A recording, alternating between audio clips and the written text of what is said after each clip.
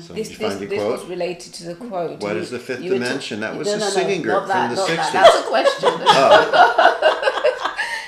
It was to do with fear-based healing, and you said darkness is that space where we've not allowed our light to shine. And you were talking about healers, which I thought was a really beautiful quote.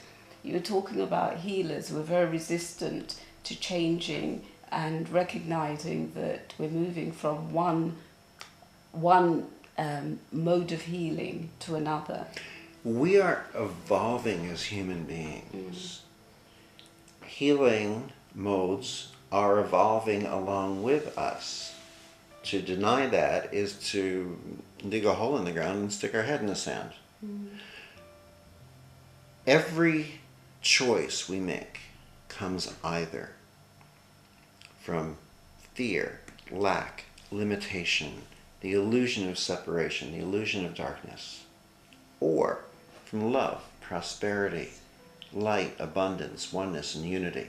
But we cannot give a gift that we are unwilling to accept or receive ourselves. We can't stand over here in fear, protecting ourselves in a white flame, and a purple flame, and a gold flame, pulling up make-believe zippers in front of ourselves, shaking off imaginary energy, bad energy, spraying ourselves off with alcohol, doing all these things. That really resonated with me. Yeah. And we can't be in that fear and facilitate healing that resides in love. We can't be in lack or limitation, trying to make ourselves more by using certain symbols and rocks and crystals and amulets, and facilitate healings that reside in us being in the fullness of the abundance of who and what we are. We can't stand in control in the technique saying do step 1, step 2, step 3, step A, step B, step C, bring this up 30 degrees, bring this down 70%, and facilitate healings that reside in the freedom of allowing ourselves to observe without judgment.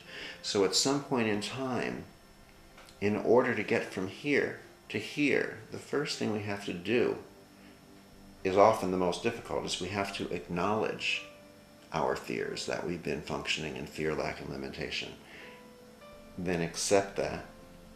Then pick them up, cradle our fears, love our fears, thank them for bringing us to a point where we got to say, hey, I suddenly realized that I don't have to be here any longer. And walk and carry those fears one step at a time into the light, and allow light to do what light does best, which is to show us that the fears, the darkness, all along has been illusion. That if darkness existed for real, we could sweep it up, put it into a paper bag, and stick it out with the trash.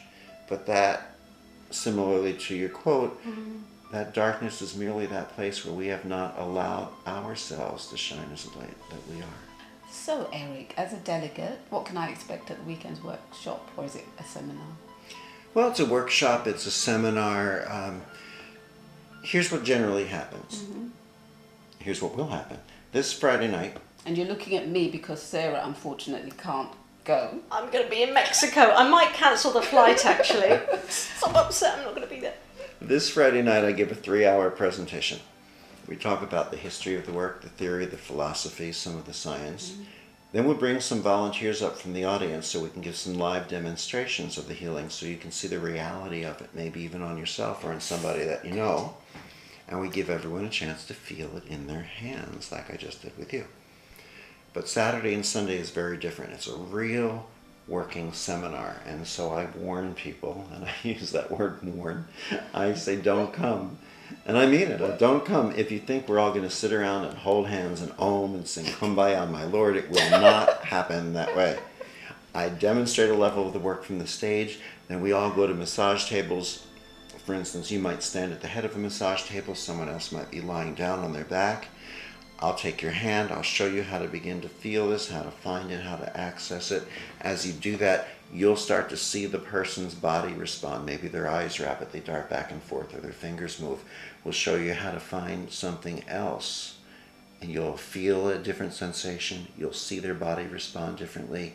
The internationally trained team of teaching assistants and I will walk around each one of you. We'll be working with you, showing you how to do this, and we go back to the chairs. We talk about what we just discovered, discuss the philosophy a little bit more, some more of the science, demonstrate the next level of the work, go back to the massage tables again. And this pattern is pretty much continued throughout the weekend with some other teachings at the same time.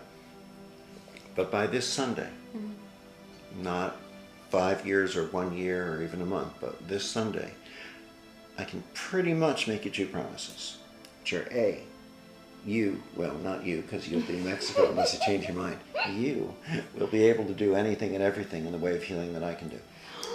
And B, you will be able to do anything and everything in the way of healing that any human being anywhere on this planet can do, because today it is about us learning to transcend the limitations of the techniques and stop trying to do the healings and instead actually become the healing itself. Another good quote. Oh, that's You like that beautiful. one?